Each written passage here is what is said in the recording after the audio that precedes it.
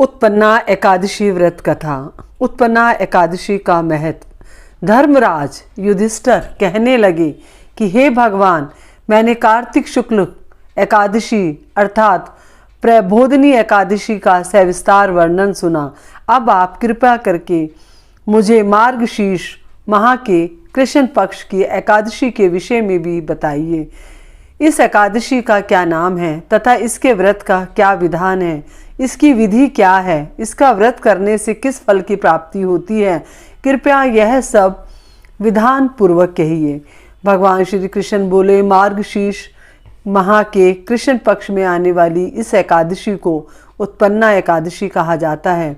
यह व्रत शंखो द्वार तीर्थ में स्नान करके भगवान के दर्शन करने से जो फल प्राप्त होता है उसके बराबर पुण्य मिलता है। व्रत करने वाले भक्त को चोर, पाखंडी, परस्त्रीगामी, निंदक, मिथ्याभाषी तथा किसी भी प्रकार के पापी से बात नहीं करनी चाहिए। इसका महात्म्य मैं तुमसे कहता हूँ, ध्यान पूर्वक सुनो। उत्पन्ना एकादशी व्रत कथा। युधिष्ठिर कहने लगे कि हे भगवान, आपने हजारों यज्ञ और लाख गोदान को भी एकादशी व्रत के बराबर नहीं बताया, सो यह तिथि सब तिथियों से उत्तम कैसे हुई, यह बताइए। भगवान कहने लगे, हे युधिष्ठिर, सतयुग में मुर नाम का एक दैत्य उत्पन्न हुआ। वह बड़ा बलवान और भयानक था। उस प्रचंड दैत्य ने इंद्र, आदित्य, वसु, वायु, अग्नि आदि सभी देवताओं को पराजित करके भगा दिया। तब इंद्र सहित सभी देवताओं ने भयभीत होकर भगवान शिव से सारा वृतांत कहा और बोले, हे कैलाशपति, मुर दैत्य से भयभीत होकर सब देवता मृत्युलोक में फिर रहे हैं। तब भगवान शिव ने कहा, हे देवताओं, तीनों लोकों के स्वामी, भक्तों के दुखों का नाश करने वाले भगवान विष्णु की शरण में जाओ, वही तुम्हारे दुखों को दूर कर सकते हैं। शिव जी के ऐसे वचन सुनकर सभी देवता क्षीर सागर में पहुँचे। वहाँ भगवान को शयन करते देख हाथ जोड़कर उनकी स्तुति करने लगे कि हे देवताओं द्वारा स्तुति करने योग्य प्रभु, आपको बारंबार नमस्कार है। देवताओं की रक्षा करने वाले मधुसूदन, आपको नमस्कार है। आप हमारी रक्षा करें। दैत्यों से भयभीत होकर हम सब आपकी शरण में आए हैं। आप इस संसार के कर्ता, माता पिता, उत्पत्ति और पालन करता और संहार करने वाले हैं। सबको शांति प्रदान करने वाले हैं। आकाश और पाताल भी आप ही हैं। सबके पितामह हैं ब्रह्मा, सूर्य, चंद्र, अग्नि, सामग्री, होम, आहुति, मंत्र, तंत्र, जप, यजमान, यज्ञ, कर्म, कर्ता, भोक्ता भी आप ही हैं। आप सर्वव्यापक हैं। आपके सिवा तीनों लोकों में चर और अचर कुछ भी नहीं है। हे भगवान, दैत्यों ने हमको जीतकर स्वर्ग से भ्रष्ट कर दिया है और हम सब देवता इधर उधर भागे भागे फिर रहे हैं। आप उन दैत्यों से हम सब की रक्षा करें। इंद्र के ऐसे वचन सुनकर भगवान विष्णु कहने लगे कि हे इंद्र, ऐसा मायावी दैत्य कौन है जिसने सब देवताओं को जीत लिया है? उसका नाम क्या है और उसमें कितना बल है और किसके आश्रय में है तथा उसका स्थान कहाँ है, यह सब मुझसे कहो। भगवान के ऐसे वचन सुनकर इंद्र बोले, भगवान, प्राचीन काल में एक नाड़ी जंग नामक राक्षस था।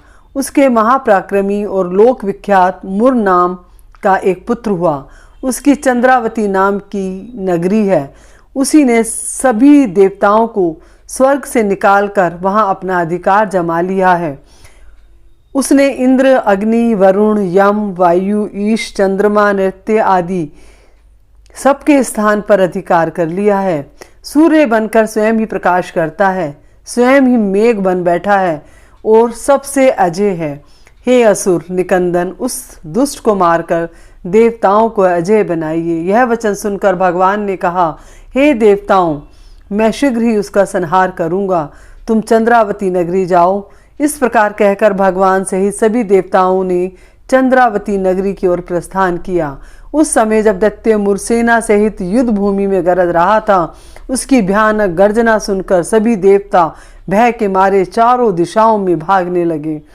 जब भगवान स्वयं रणभूमि में आए तो दैत्य ने उन पर भी अपने अस्त्र शस्त्र आयुध लेकर दौड़े। भगवान ने उन्हें सर्प के समान अपने बाणों से बींद डाला। बहुत से दैत्य मारे गए, केवल मुर बचा रहा। वह अविचल भाव से भगवान के साथ युद्ध करता रहा। भगवान जो भी तीक्ष्ण बाण चलाते रहे वह उनके लिए पुष्प सिद्ध होता रहा।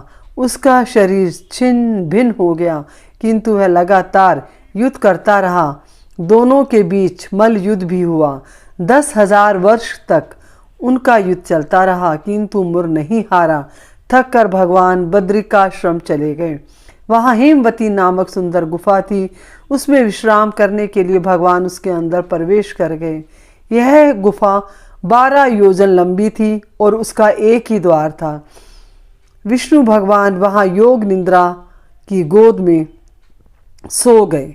मुर भी पीछे पीछे आ गया और भगवान को सोया देखकर मारने को उद्यत हुआ। तभी भगवान के शरीर से उज्जवल कांति में रूप वाली देवी प्रकट हुई। देवी ने राक्षस मुर को ललकारा, युद्ध किया और उसे तत्काल मौत के घाट उतार दिया। श्री हरि जब योग निद्रा की गोद से उठे तो यह सब बातों को जानकर उस देवी से कहा कि आपका जन्म एकादशी के दिन हुआ है, अतः आप उत्पन्ना एकादशी के नाम से पूजित होंगी। आपके भक्त वही होंगे जो मेरे भक्त हैं। जय श्री हरि।